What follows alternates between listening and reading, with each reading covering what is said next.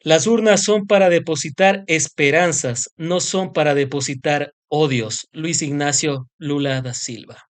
A continuación, le damos la cordial bienvenida al jurista y exasambleísta Ramiro Aguilar, preguntándole primero sobre estas declaraciones que ha dado Daniel Noboa. Prefiero morirme antes de regalar a mi país. Nadie va a regalar la soberanía del Ecuador. Prefiero morirme, pero si se necesita cooperación de otros países porque la criminalidad es transnacional, ha asegurado el primer mandatario. Bienvenido. Un saludo muy cordial a todas las personas que nos están siguiendo en redes.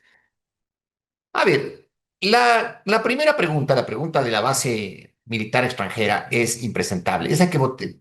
A ver, yo no creo que uno pueda decirle a la gente cómo votar. Eso es una falta de respeto. La gente tiene autonomía de voluntad.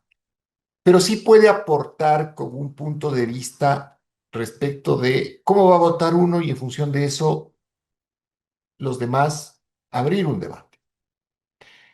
Yo creo que en el tema de la base militar es impresentable, pero absolutamente impresentable, bochornoso, indigno, que un país se plantee siquiera la posibilidad de que tropas extranjeras entren en su territorio a hacer ahí una base militar, porque eso demuestra que su propio ejército, su propia fuerza militar, su propia policía es incapaz e incompetente de mantener el orden y la primera razón de ser de un Estado es mantener el orden. Si usted no puede mantener el orden con su propia gente, entonces no se está. O tarde o temprano va a desaparecer.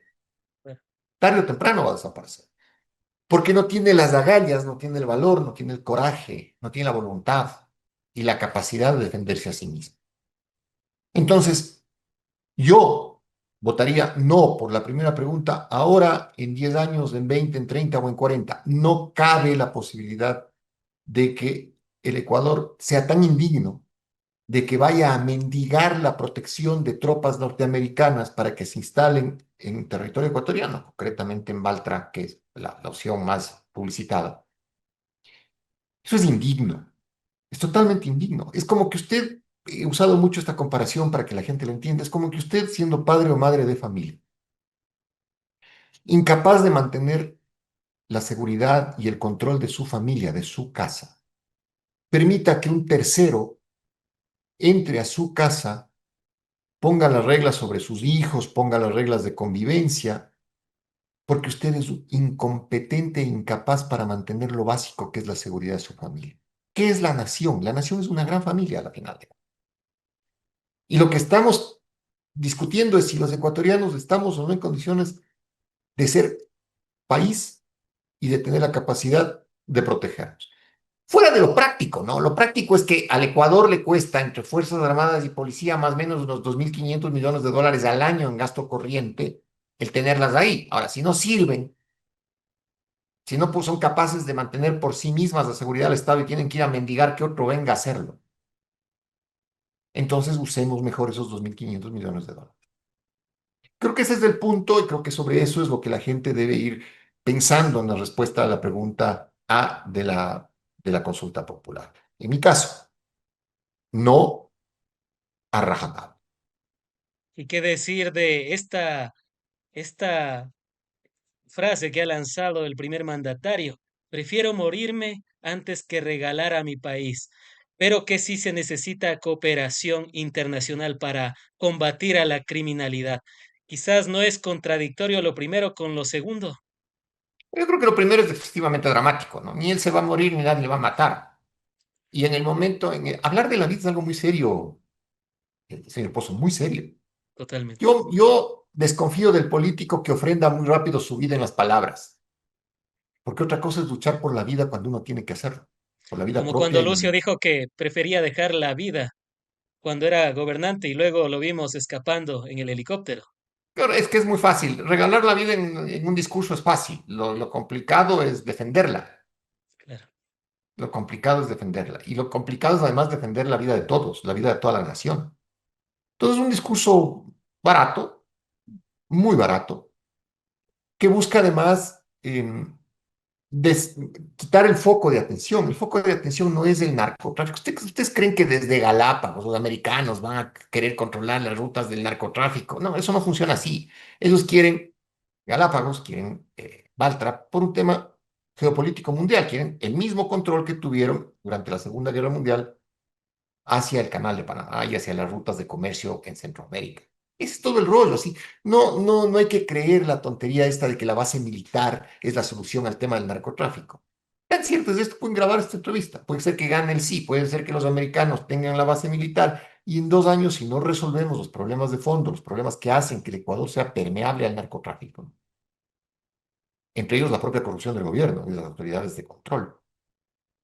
Entonces, como sin base militar, el problema va a seguir siendo el mismo, quizá más grave.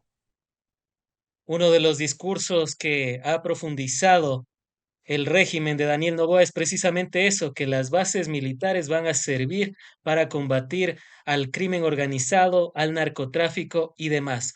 Haciendo una breve reseña histórica, ya nos lo ha manifestado durante la Segunda Guerra Mundial, entre 1941 y 1946, ya tuvimos una base militar extranjera, específicamente estadounidense, en Galápagos, la cual sirvió para los intereses de los Estados Unidos, porque Estados Unidos estaba en guerra con el Japón.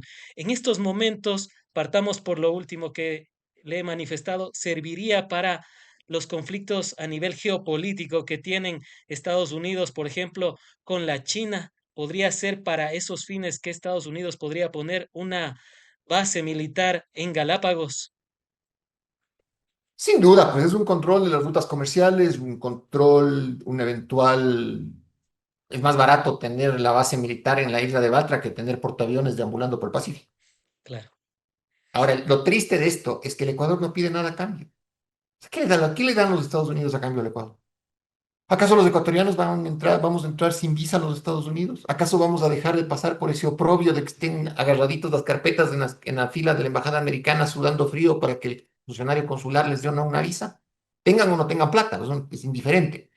Nuestros compatriotas que están pasándose, jugando la vida, jugándose la vida, pasándose la frontera por México, van a ser mejor tratados por las autoridades de migración. Los compatriotas que están en las calles de los Estados Unidos en condiciones irregulares van a ser respetados. Nada, les van a tratar exactamente igual, con la diferencia de que el amo, patrón, raza superior americano va a tener base militar donde el GIL, el raza inferior ecuatoriano en su territorio. Es todo el rollo. Entonces, por eso digo, es indigno, hay que votar, me permiten la sugerencia, votar no de cajón, ahora o en 10 años. Y por el otro lado, también dicen que es para combatir al crimen organizado, al narcotráfico y demás. En algunas entrevistas y debates le he escuchado a Inés Alarcón, por ejemplo, representante de ADN, también le he escuchado a Castillo mencionar que esto, por ejemplo, serviría para esos fines. Y ponen como ejemplo a las bases militares que tienen en Colombia y en el Perú. Y yo le pregunto, Ramiro, ¿estas bases realmente han servido en el Perú, en Colombia, para combatir al narcotráfico y al crimen organizado? No. De hecho, el Perú acaba de cambiar su gobierno. Cambió el gobierno. Dijeron gracias a la señora Boluarte y pusieron a otro parlamentario porque tienen un problema de seguridad terrible. Claro.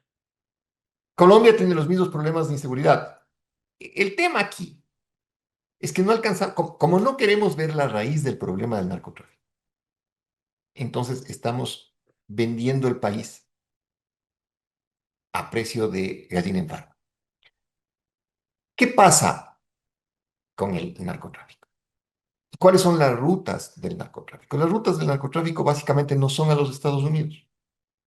La mayoría de incautaciones, usted revise los medios de comunicación, son en Rusia o en Europa. ¿Por qué? Porque los Estados Unidos están sustituyendo en el consumo la cocaína por el fentanilo. El problema de los Estados Unidos es el fentanilo. Claro.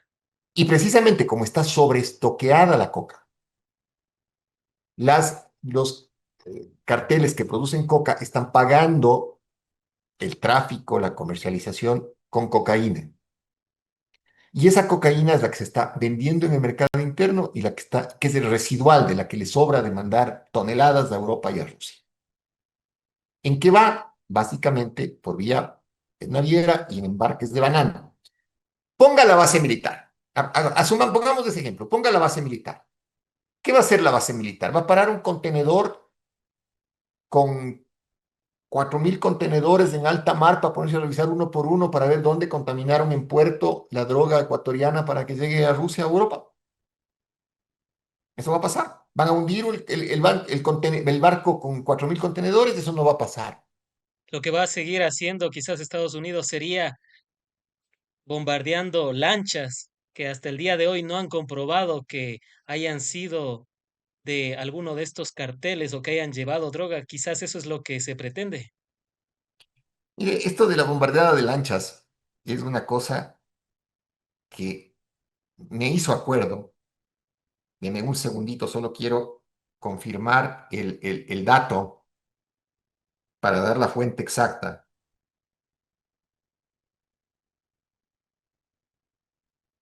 Hasta mientras, Hay, amigas. Adelante. hay un, en el año 2013 o 2014 se publicó un libro, una novela de un escritor, un famoso escritor de trailers americano de apellido Forsyth, que se llama Cobra. En la trama de esa novela, a Barack Obama, que era el presidente de los Estados Unidos en esa época, una de las personas de la servidumbre afro, para que vean todo el sesgo, una de las personas de la servidumbre afro de la Casa Blanca le conversa que su hijo está terriblemente extraviado en el tema del consumo de la cocaína. Entonces, Obama forma un grupo especial para garantizado. derribar aviones, avionetas y hundir barcos con cocaína que salga desde el Brasil. Y toda la novela, toda la trama de la novela es el hundimiento a través de una operación furtiva, medio clandestina de la CIA, del hundimiento de avionetas, del derribamiento de avionetas y el hundimiento de embarcaciones con cocaína. Es decir, esto que se acaba de inventar Trump en 2025 no es sino el llevar a la realidad la idea de Forsyth en su novela Cobra. ¿Cómo termina la novela? Voy a hacer un poco de spoiler. Finalmente, el personaje que estaba organizando toda esta operación, en vez de destruir toda la cocaína, termina marginándose un poco, embodigándole en una isla en el Caribe y termina tratando de vender por su cuenta la cocaína. Porque hay que analizar qué pasaría en los Estados Unidos, donde hay millones de adictos, si el día de mañana usted súbitamente impide la comercialización de la droga. ¿Usted se imagina el síndrome de abstinencia que eso generaría? Claro. Entonces, este cuento de que ahora están hundiendo naves venezolanas, yo creo que el gobierno de Maduro Maduro es un subnormal, es un dictador, eso es una porquería de gobierno, es que eso quede clarísimo. Pero de ahí a pensar que usted tenga que usar una fragata misilera de los Estados Unidos para interceptar y hundir un submarino artesanal hecho por venezolanos o colombianos para traficar droga, es estar viendo una película de ciencia ficción o estar leyendo Cobra de Forsyth de hace 10 años. Es un mecanismo geopolítico y de presión política para presionar al gobierno de Maduro sin comprometer la intervención directa de los Estados Unidos para ver si logran captar ellos el poder, ni siquiera la oposición venezolana, captar ellos el poder y el control de los recursos venezolanos. Y los venezolanos que no pueden resolver sus problemas, tienen otro tipo de circunstancias, eh, están viviendo esto. Entonces, pensar que, por ejemplo, que desde la base militar de Baltra van a salir barcos misileros para hundir las embarcaciones que salgan de Atacames, de Tonsupa, del Cabo San Francisco con droga, es soñar.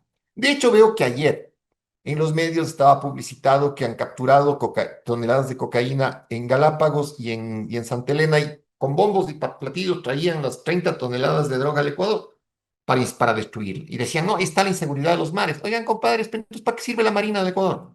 Claro. ¿Y para qué sirven las embarcaciones de la Marina? Entonces, no tengamos Marina, ahorrémonos lo que nos cuesta la Armada ecuatoriana. Y ahí sí, medio tontamente, pero tendría algún sentido decirles a los americanos, somos los ecuatorianos incapaces de controlar nuestro mar territorial, controlen ustedes, pero nosotros ya no gastamos en Marina. Pero no tengamos a los marinos uniformados, puestos la gorrita blanca y además seamos tan tontos de pensar que los americanos van a salir a cuidar cada una de las lanchas que salen, lamentablemente, desde el territorio ecuatoriano, cuando lo que se debe hacer es tratar de mejorar las condiciones de vida de las personas que se ven obligadas a tomar un lanchón, jugarse la vida en alta mar, sujetos al naufragio, a las peleas entre bandas, Los a la piratas. cárcel en Centroamérica o en México o en los Estados Unidos. ¿Por qué? Porque, a ver, ¿usted cree que alguien en su sano juicio diría, a ver, qué linda profesión esto de ser narcotraficante cuando se juega la vida cada 10 minutos? ¿O Claro. acaso se ve obligado a eso porque hay eh, una enorme pobreza, una enorme falta de futuro en los jóvenes ecuatorianos? De lo cual Entonces, hay que casi, luchar contra el narcotráfico, sin duda. Duro, enérgico, pero no pensar que van a salir desde Baltra los aviones de F-16 de los americanos a hundir la chalupa que sale de Tonsupa con 4 cocadas, 1 tonelada de droga, un garrafón de agua, un garrafón de diésel y que pase lo que tenga que pasar. y donde no está el macro. Si nosotros vemos la mayoría de lanchas que ha bajado o ha hecho una forma de ejecución extrajudicial. Donald Trump, la mayoría ni siquiera han comprobado que tienen droga, por ejemplo.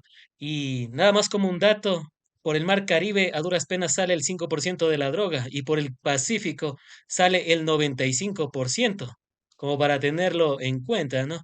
A veces ironizo con el tema de si eso es lo que necesitamos, bombardear lanchas cuando el macro está en los buques, muchos de ellos cargados de banano.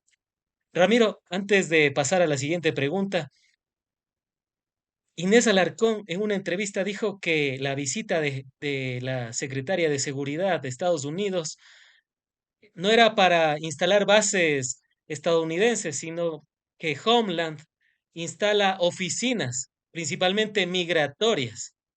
Pero uno se pregunta, entonces, ¿para qué hacen la pregunta? O quizás Inés Alarcón de ADN está tratando de desviar la atención, viendo que esta pregunta en específico están perdiendo aceptación.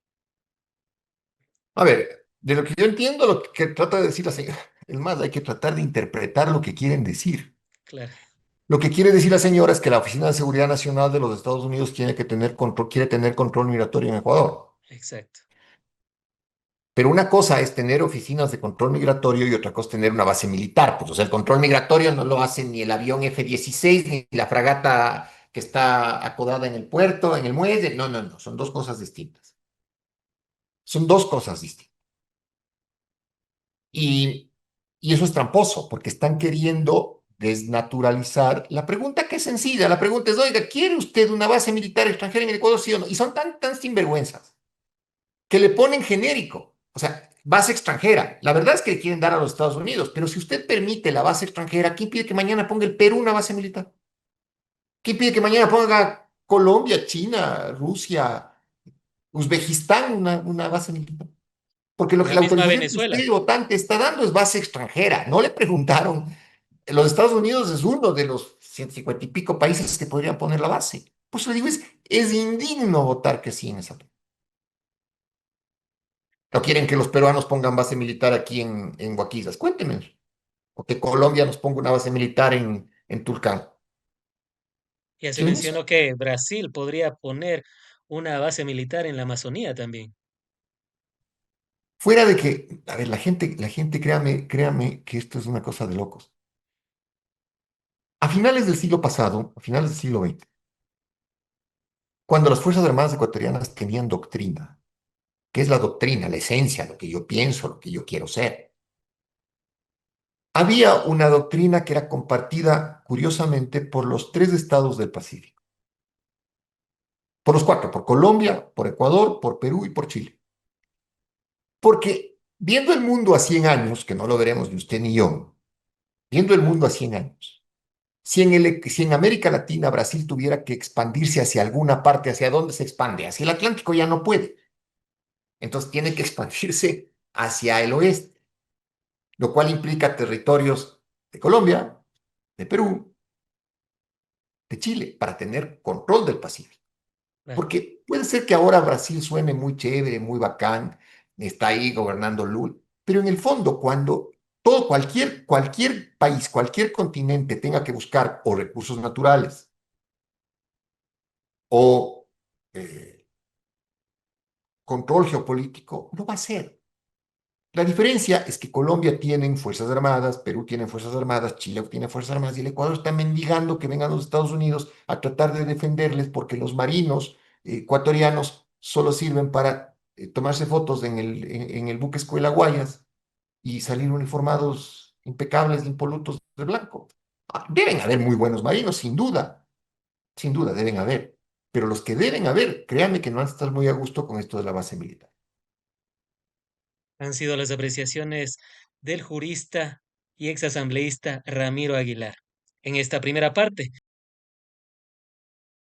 vamos a la segunda parte y les veo enchufadísimos a todos en el chat, así que muchas gracias. Dejen sus épicos comentarios y pulgares arriba, ya lo saben. Gracias a ustedes seguimos estando informando y realizando algunas transmisiones, algunas entrevistas y llevándoles verdades en cantidades industriales y en proporciones monumentales. Vamos a la segunda parte y vamos a analizar la pregunta de la Asamblea Constituyente. Continuamos junto al jurista y exasambleísta Ramiro Aguilar, preguntándole primero si es que el Ecuador necesita o no una nueva constitución o cambiar a la que tenemos actualmente, hacer una reforma parcial que también podría ser viable.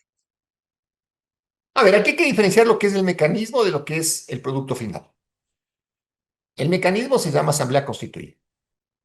Y quiero recordarle a la gente que doña Luisa González, cuando era candidata con altas opciones de ganar la presidencia de la República en las elecciones del 2023, y el propio Andrés Arauz del 2021, propusieron una asamblea constituyente. Es más, dijeron, lo primero que vamos a hacer es una asamblea constituyente. Entonces, ¿por qué el mecanismo es malo ahora que lo usa el gobierno de Noboa y era bueno si lo usaba el gobierno de la Revolución Ciudadana? Quizás ¿Por qué por el el mecanismo es mecanismo de malo? escaños de los asambleístas constituyentes, ¿Perdón?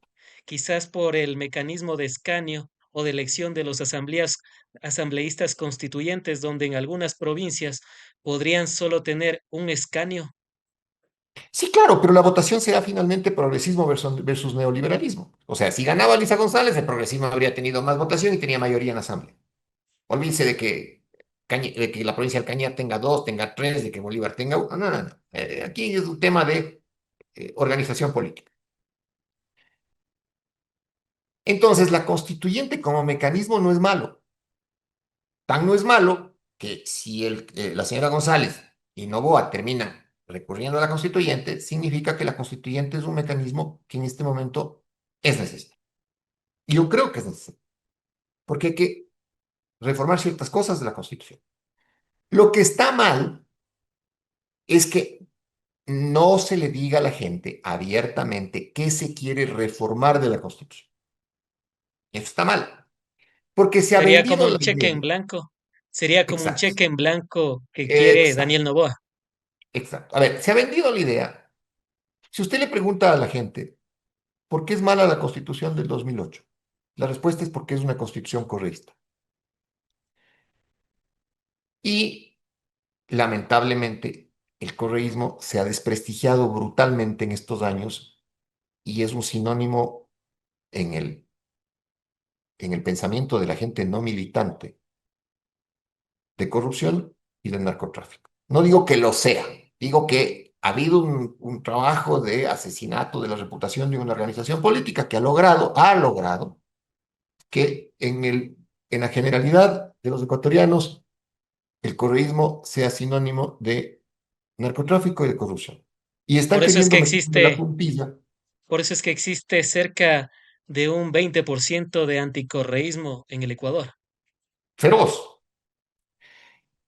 Y en ese contexto, esta cosa que es la Constitución, este librito, la gente piensa que está contaminado y que es la razón de ser de que en el Ecuador haya narcotráfico, de que no haya inversión pública, de que haya corrupción administrativa, este libro.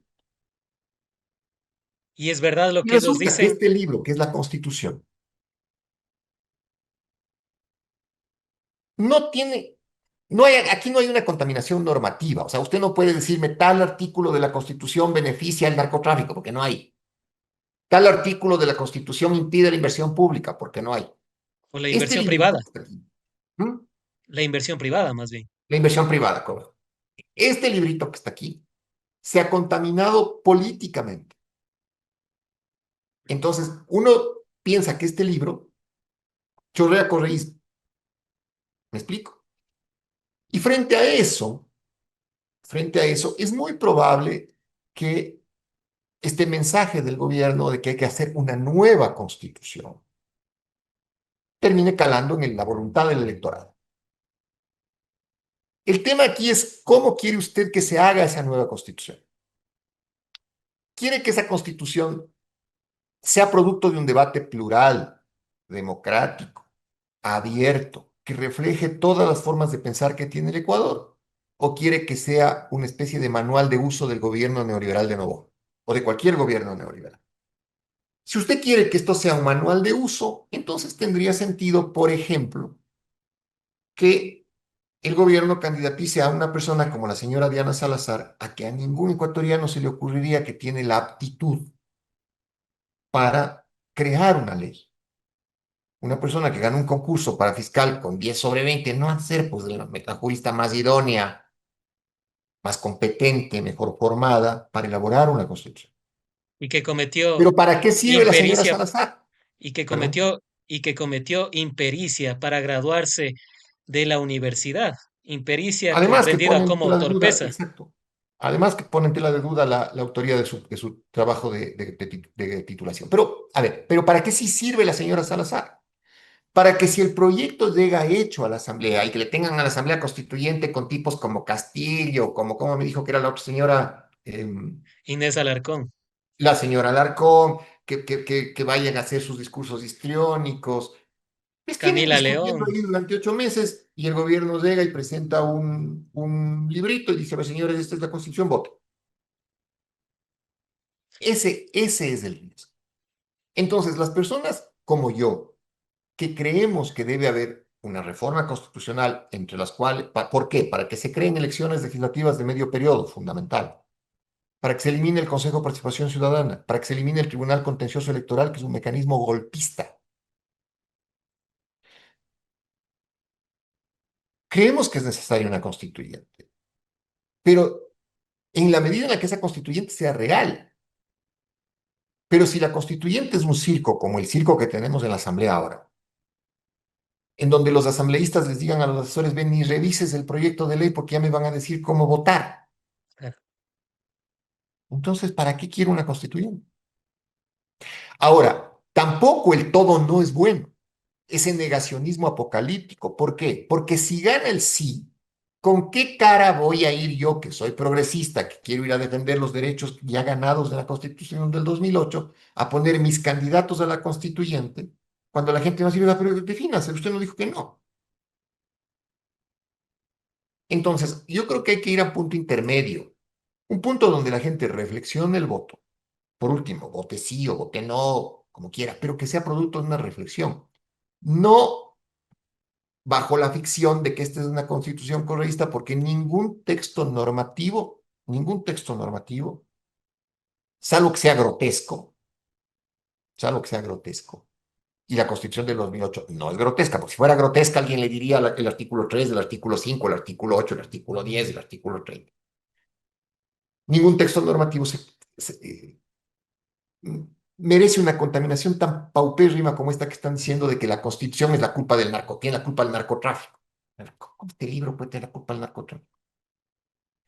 Pero también hay que entender, eso no eh, sería quitarle la responsabilidad, por ejemplo, a los jueces, porque yo le pregunto, ¿en qué artículo de la Constitución dice que está a favor de los delincuentes o de los narcotraficantes?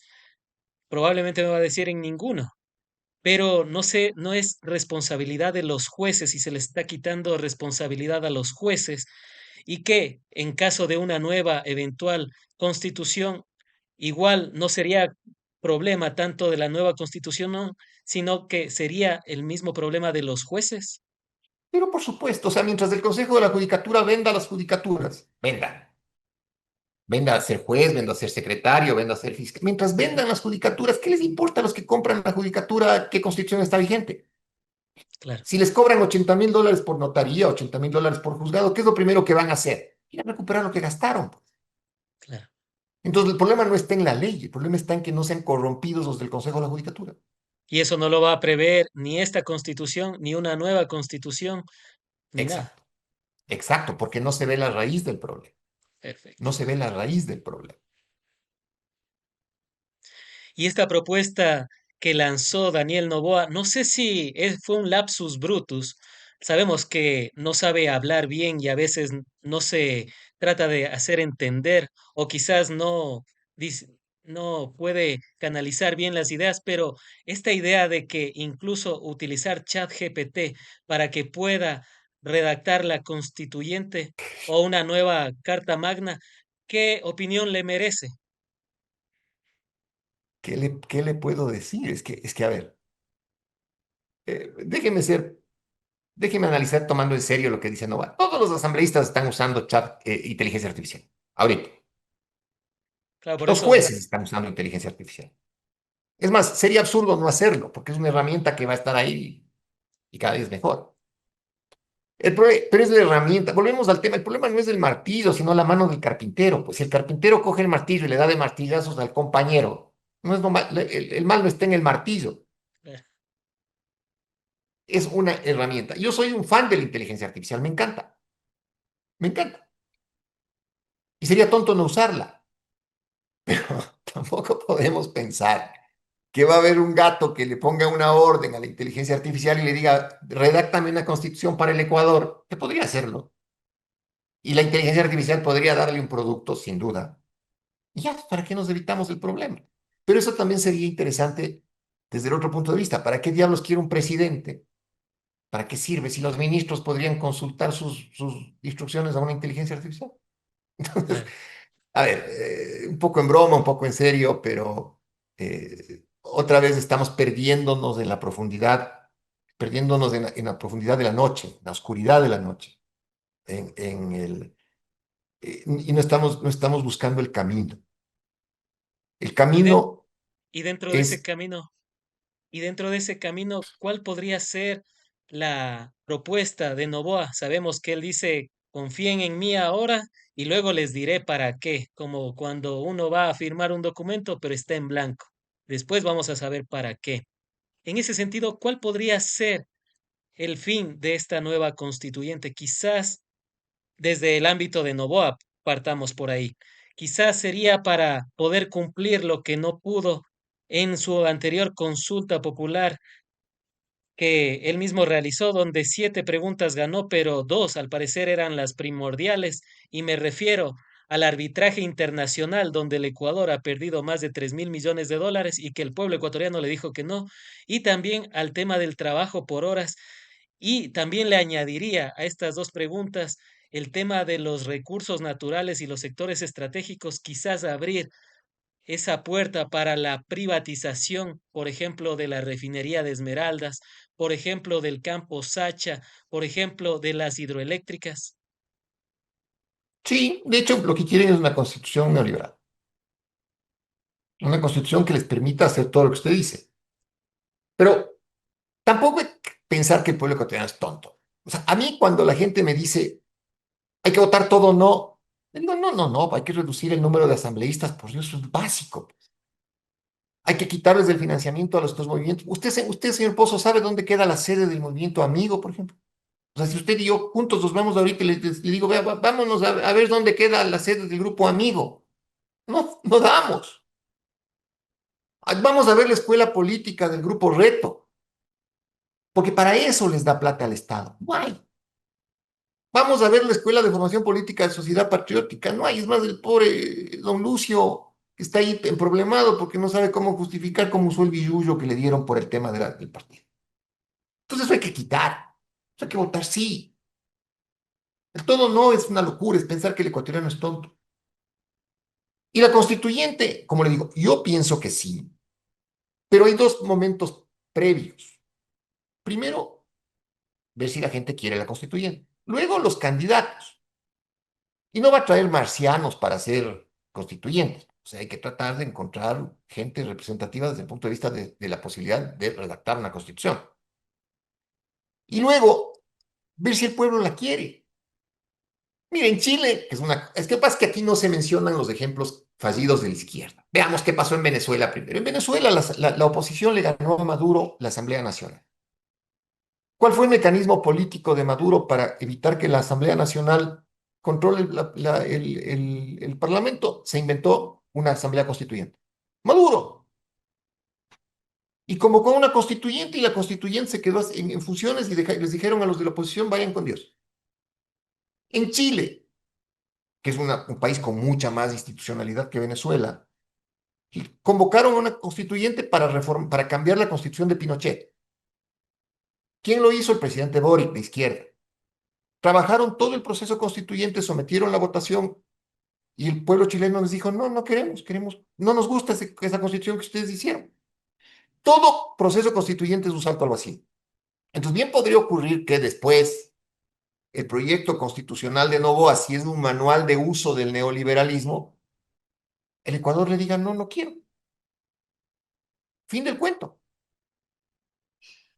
Pero se puede Puede. confiar, por ejemplo, en las instituciones a cargo del proceso electoral, llámese Consejo Nacional Electoral y Tribunal Contencioso Electoral, tomando en consideración los conflictos de intereses que tiene Diana Tamaín, por ejemplo, con su hermano, que es representante del Nuevo Ecuador en el exterior, y de igual manera con el Tribunal Contencioso Electoral, que se ha demostrado que ha servido para perseguir políticamente y no, por ejemplo, para sancionar delitos de precampaña electoral, como ya lo vimos con un asambleísta de ADN que entregaba cocinas de inducción, entre otras cuestiones. Vimos a la prefecta Roberta Zambrano entregar muñecos en un acto público y no han sido sancionados. ¿Se puede confiar en estas dos instituciones? A ver, yo no confío en las instituciones, pero confío en el elector. O sea, una constitución. ¿Por qué estas mismas instituciones que estamos cuestionando en este momento no pudieron hacerse los locos cuando Noboa perdió la consulta popular? Porque el margen de votos era enorme. Pues, ¿cómo puedo hacer? Ahora, si nos creemos del cuento, del correísmo, de que perdió Luisa González porque había un esfero, que cuando usted doblaba la papeleta, entonces la marquita de un lado se pasaba al otro, y es demencial. Eso, no, eso hay que tener un dedo de frente. Pero Entonces, una también el cosa es que tema uno de, confíe, perdón. pero también el tema de que, por ejemplo, que la candidata Luisa González no haya subido un punto estadísticamente es prácticamente imposible. También hay dudas sobre aquello. Sí, claro, pero esas dudas hacen que el margen de mañosería pueda ser de un 1%, de un 1,5%. Más no hay cómo. Porque además, si fuera cierto eso, a un país al que le roban la elección, el país se vuelca a la calle. Eso pasa aquí y en cualquier parte del mundo.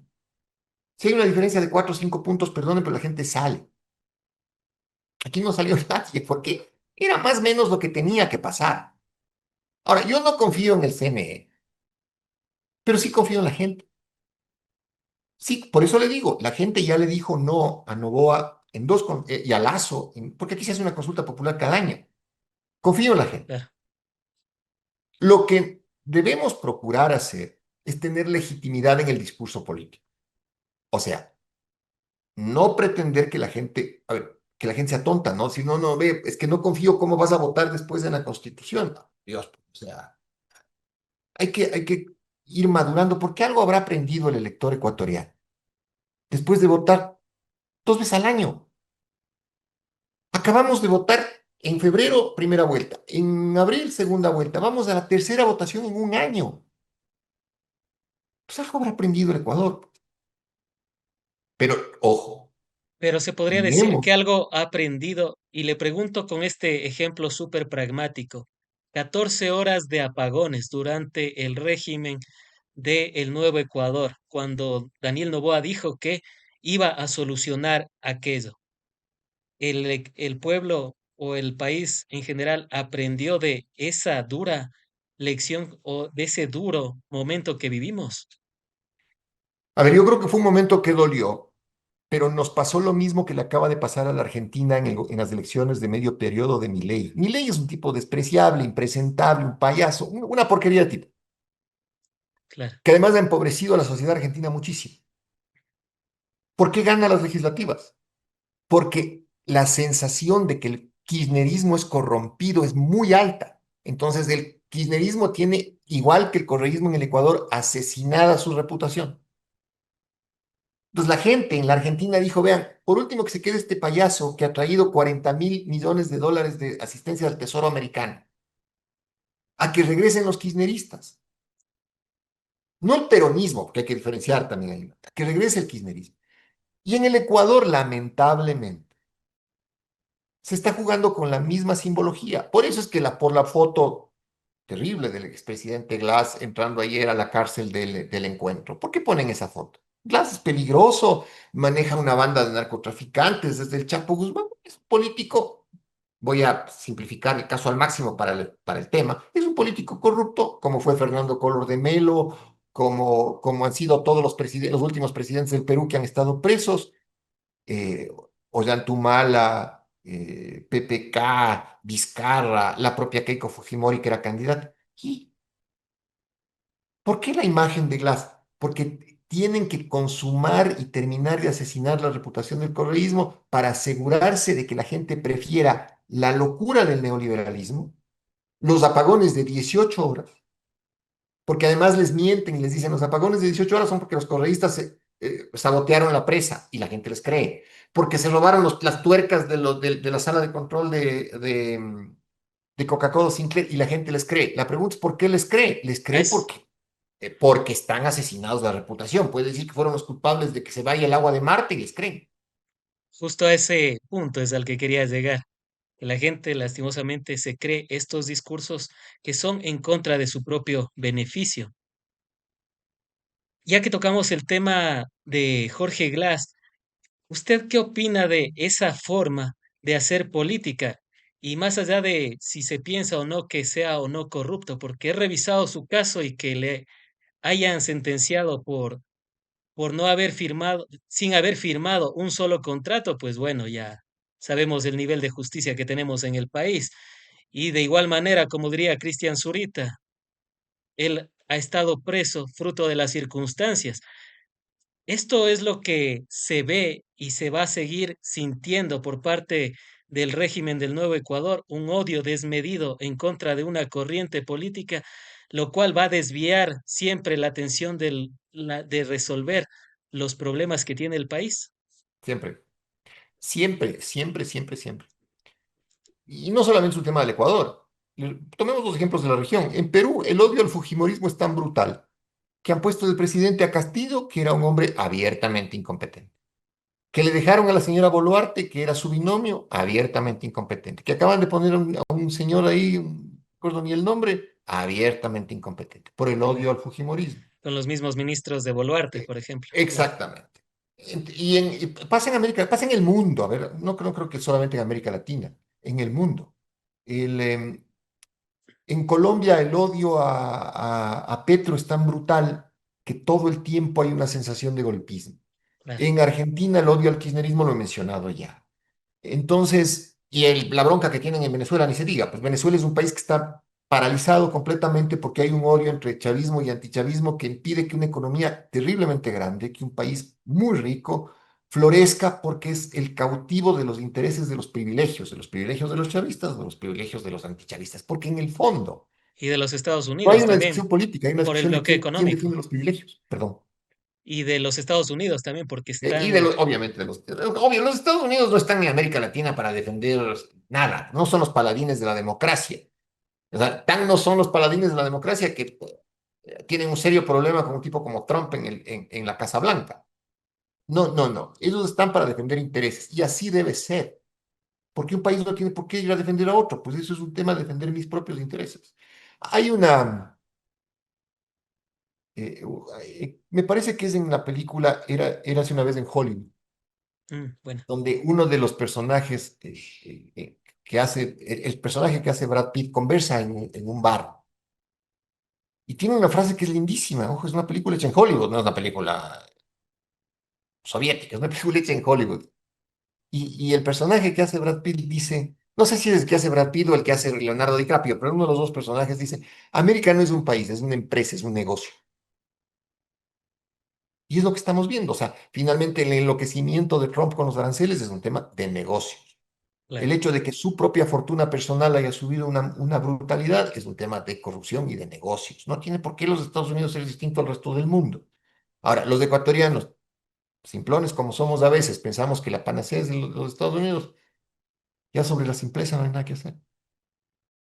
Antes de finalizar con el tema de la Asamblea Constituyente, porque sí quisiera unos 10 minutos para las dos preguntas que nos hacen falta, ¿cuál sería la verdad monumental en torno a la propuesta de Asamblea Constituyente, tomando en consideración que, primero, Noboa no dice qué es lo que quiere hacer, pero sus voceros, asambleístas y economistas como Alberto Acosta Burneo, hijo, dicho sea de paso, de Alberto Acosta, el que fue presidente de la Asamblea Constituyente de Montecristi, es netamente hacia el ámbito neoliberal, tal vez, o quizás ellos iban a respetar los derechos, como el derecho a las 8 horas de trabajo, como por ejemplo el derecho a a los décimos. Ya le vimos a una ministra, Ivonne Núñez, la del trabajo, decir que Ecuador era el único país en que daba décimos, desconociendo la realidad de nuestro continente. Quizás va por ahí el asunto y cuál sería la verdad monumental en torno a eso, precisamente. A ver, no voy a querer cambiar la constitución básicamente porque el Fondo Monetario Internacional está presionando para privatizar el IES y el BIES. Quiere cambiar la constitución porque quiere quitar los derechos de la naturaleza para entrar a una extracción minera agresiva. Quiere cambiar la constitución para ver si vende los activos del Estado, telefonía, para ver si privatiza las vías. O sea, no voy a querer cambiar la constitución porque es un negocio. Y le están vendiendo la idea a la gente, les repito, de que la constitución es correísta, favorece el narcotráfico y favorece la inseguridad. Como que con esta constitución voy a ir a los barrios calientes de Quito y Guayaquil a decirles, vean, ya tengo otra constitución, ya se acabó la fiesta y vamos a tener seguridad. O sea, hay que ser claros. Entonces, el gran reto será, si es que gana el sí, luego tener una asamblea constituyente donde se pueda ir a disputar la defensa de una visión progresista del país. Y luego, una vez que se tenga el texto constitucional, ojalá lleguemos vivos todos de esa cosa, eh, discutir el texto constitucional, si vale o no vale. Y si no vale, pues hacer lo que hizo Chile, decir voto no y punto, y nos mantenemos como está. Ahora, mucha gente dice, ¿para qué la gastadera de plata? Yo creo que por ahí no pasa, no pasa por ahí. Pasa por el hecho de que hay que hacerle entender al ecuatoriano, ahora, después de 2 años, después de 5, después de lo que sea, que, como usted abrió esta entrevista, uno no va a votar para saltarnos odios, uno va a votar para buscar futuro, que es lo que decía Lula y usted mencionó al inicio de la entrevista. Entonces, si yo voy a votar con las tripas, siempre me va a ir mal, pero si yo voy a votar con reflexión, con debate, vamos a ir construyendo un Ecuador plural, democrático, contradictorio sin duda, porque no somos una sociedad homogénea, pero a menos que empiece a ser tolerante y respetuoso. ¿Qué es lo que más nos ha hecho falta en estos últimos años? Han sido las apreciaciones del doctor y exasambleísta Ramiro Aguilar. En esta segunda parte, vamos a la tercera y vamos a abordar las dos últimas preguntas. La de reducción de asambleístas y eliminar esta posibilidad de que los partidos puedan tener financiamiento. Vamos primero y continuamos junto al jurista y exasambleísta Ramiro Aguilar, preguntándoles sobre si es necesario o no reducir el tamaño de la asamblea, pasar de los más de 150 legisladores que tenemos en la actualidad a tener poco más de 70.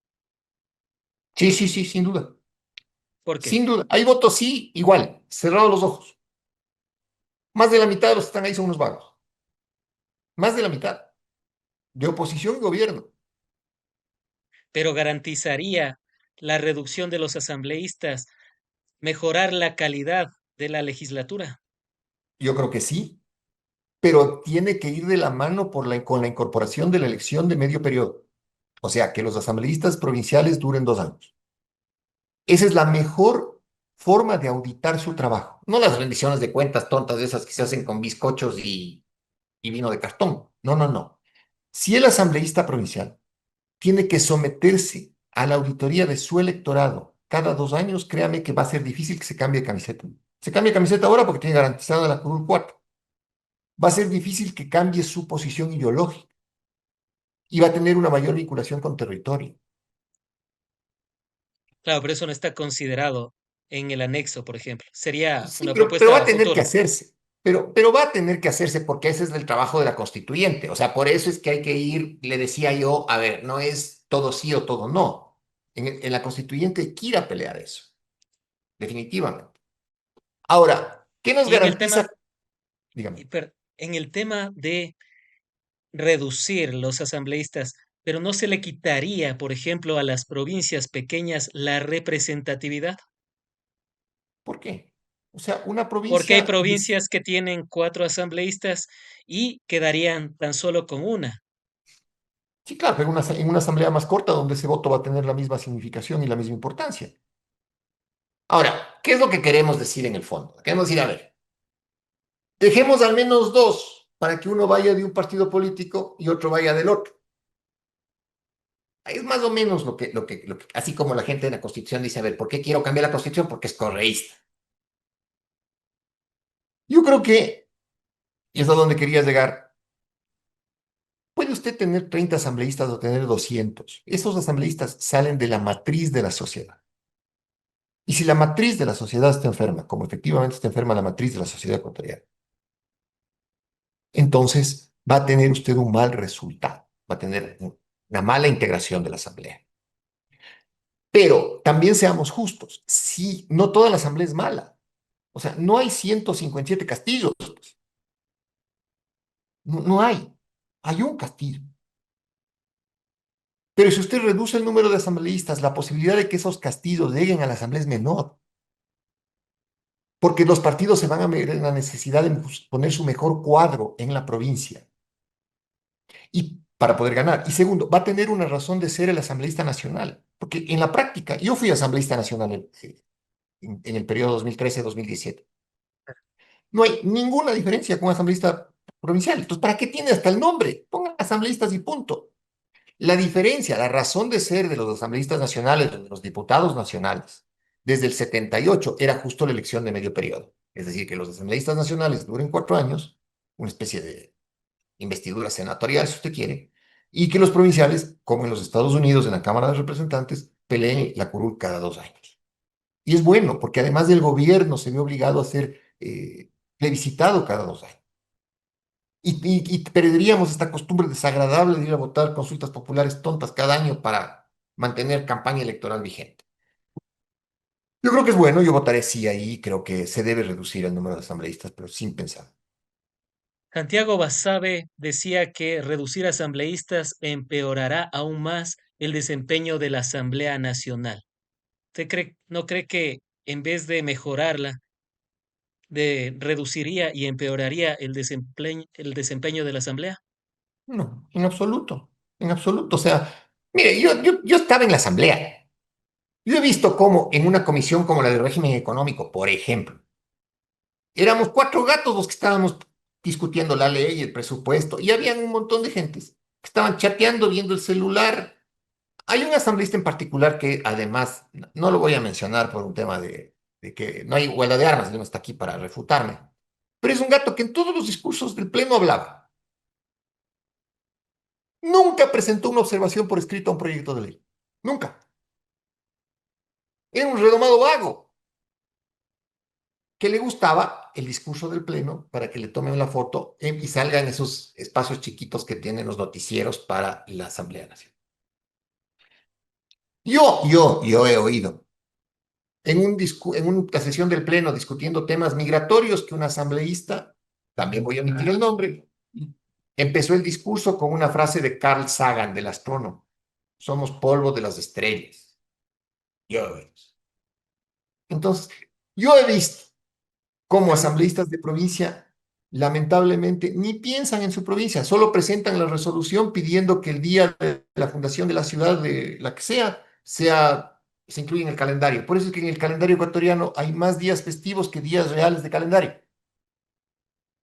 pero no Entonces, sería mejor, pero no sería mejor exigirle, por ejemplo, en este caso a ADN, donde se ha visto la mayor deficiencia de sus legislativos, de sus asambleístas, como por ejemplo ya mencionó a Castillo, a Inés Alarcón, Camila Ponce. El mismo presidente de la Asamblea, Nils Olsen, alguna vez dijo que Guayaquil tenía 6 millones de habitantes, siendo él de la perla del Pacífico. Extorsionar no pudo ni siquiera escribir cuando lanzó un TikTok, entre otras cuestiones. ¿No sería mejor exigirle a los partidos políticos la calidad de sus asambleístas? Porque si nos vamos al otro lado, vemos, por ejemplo, a Zairén Noriega, vemos en su momento a usted también en la legislatura, vemos a Gisela Garzón, usted por otro partido me refiero, y vemos a otros que en realidad no es que no sea el problema de la elección, si es más o menos, sino de los partidos políticos y movimientos. a ver, primero, a ver, yo no creo que yo haya sido un asambleísta espectacular. No, no, no. Simplemente cumplí mi trabajo. A mí la gente me pagaba un sueldo por trabajar 24/7 y eso así. Pero, por ejemplo, en la Revolución Ciudadana, ahorita, no hablemos de hace 10 años que fue mi asamblea, ahorita. ¿Quién les mandó a poner en la lista a un tipo como Sergio Peña, por ejemplo? La señora Urresta, Yajaira Urresta, le hicieron reelegir 2 veces Claro. y ahora está votando con el gobierno. El señor Fausto Jarrín, que fue asambleísta de la Revolución Ciudadana, que fue abogado personal del expresidente o del ex vicepresidente, ni me acuerdo, ahora es el asesor de Novoa. Entonces, dígame, no es un tema de solo ADN o la RC. Y después, cuando ya hacen problema la RC, dice, Correa sale a decir, yo ni les conozco, ¿quién también sería? ¿Cómo no? ¿Cómo no vas a saber? ¿Me explico? Pero ¿por qué les ponen ahí? Les ponen para financiar las campañas, porque las campañas cuestan. Les ponen ahí porque son casi cargos provinciales. Entonces, si ya tiene uno solo, ya tiene que ser mejor escogido. Les ponen ahí porque tienen trayectoria en medios, por ejemplo, la señora Marcela Espín. Entonces, no solamente es el pecado de ADN o el pecado del Partido Social Cristiano. Social Cristiano tiene a un tipo como Muentes, que también acaba de salir ayer en la foto, pasado a la cárcel de... Pero Es bueno, la matriz de la sociedad ecuatoriana. pero ahí hablamos de calidad versus traición, ¿no? Nunca le he visto Exacto. a Fausto Jarrín o a Jairén o a Yajaira Urresta decir lo que dicen en ADN. Bueno, por lo menos ahí la calidad Claro, versus la eh, traición, pero, ahí sí pero estamos no de hay acuerdo. autocrítica. Pero no Claro. hay autocrítica. O sea, usted ha oído autocrítica más allá del no les conocía, no sabía quién eran, no salieron. No hay autocrítica. O sea, por ejemplo, vamos al tema de Castillo. A Castillo, cuando tenía pelo, y ha sido, ¿quién iba a saber? Ha sido asesor jurídico, procurador judicial de la Agencia Nacional de Tránsito en el gobierno de Correa. O sea, cuando era funcionario del gobierno de Correa, todo chévere. Le quitan el trabajo, supongo que le habrán quitado el trabajo y se hizo enemigo de Correa. Y después Correa sale a decir, pero ¿cómo llegó este hombre a ser funcionario de mi gobierno aunque haya sido un funcionario de medio pelo? Porque habían en su gobierno funcionarios de medio pelo, pues, y medio pelo corruptos, y medio pelo tontos, y medio pelo vivarachos. Porque la sociedad ecuatoriana provee de esa gente a todos los movimientos políticos. De acuerdo. Para Y eso el hay, Estado financia escuelas de formación política, pero no las financia, se las tragan los partidos políticos. Hay que quitarles eso. y por último, para pasar a la siguiente pregunta, el argumento que también se ha lanzado por parte del no a esta pregunta es, por ejemplo, que será más fácil comprar a los legisladores si es que están en menor medida, si es que son más de 70, obviamente va a ser mucho más viable que actualmente que son más de 150. No, no, no, no. A ver, el que quiere comprar saca plata de donde hay. El que quiere venderse se vende aunque no haya. Pero no ¿Por es más qué? fácil, No, porque va a ser más fácil. O sea, si a usted le pintan $1 millón y usted es pícaro, aunque haya 150 o hayan tres, igual se vende. Porque bueno, pero es un tema de ética pública y de ética personal. claro, pero al tener 70 va a ser más accesible, como en la época de María Paula Romo, que repartía hospitales y demás. A eso me A ver, lo que en el refiere. fondo quieren decirme es que va a ser más barato. O sea, va a ser más barato comprar a 5 de un grupo de 70 que comprar a 25 de un grupo de 150. No, no, por ahí no pasa el tema. Créame que sería bueno, en mi opinión personal, por haber vivido la asamblea, sería bueno que se reduzca el número de asambleístas. Sería muy bueno. Le haría mucho bien al país. Perfecto. Y en el tema de el financiamiento a los partidos políticos, arranquemos por qué votar en este caso que sí. Yo votaré que sí. Por esto que le estoy diciendo, a ver, por ejemplo, el movimiento Reto, el movimiento Amigo, el movimiento Amemos la Patria, el movimiento Los Vecinos del Barrio, que lograron la credencial electoral. Confirmas que no se auditaron bien nunca. Reciben plata del Estado, entre otras cosas, para tener escuela de formación política, para tener presencia en territorio. Vamos a buscar la oficina del Grupo Reto en Machachi, no hay, no hay. Habrá un señor que en elecciones diga, sí, sí, yo soy de Reto y entonces armo la lista. Pero ¿y la plata que se le está dando en época no electoral? Pero ahí no ¿A dónde va? hablaríamos de un tema más bien de control que no se está haciendo por parte de las autoridades correspondientes. Pero es que no es un tema solamente de control. Es un tema de que la gente dice, es que entonces solo los que tienen plata van a ser candidatos. No, hay que mantener el financiamiento de la franja electoral en época de campaña, que todos tengan igual acceso a un porcentaje de minutos en medios de comunicación. Claro. Pero créame que hasta ahí roban. Hasta ahí, hasta en eso, que es plata que no llega nunca al candidato, que no llega nunca al movimiento político, se dan modos para que en las comisiones de las agencias de publicidad les regrese el 15%. Entonces no me vengan a decir que esos son instrumentos de la democracia. Hasta en eso roban. La viveza criolla en su máxima Por supuesto, expresión. hay que quitar. No hay que dar chance a la viveza criolla. No somos un país que podamos ser demasiado laxos en estos temas porque nos cuesta la moralidad. Hay que afrontar eso con realidad. Hay que reconocer eso. Y como nos Y en, cuesta, entonces tenemos que ir autolimitándonos hasta tener madurez de educación y probidad.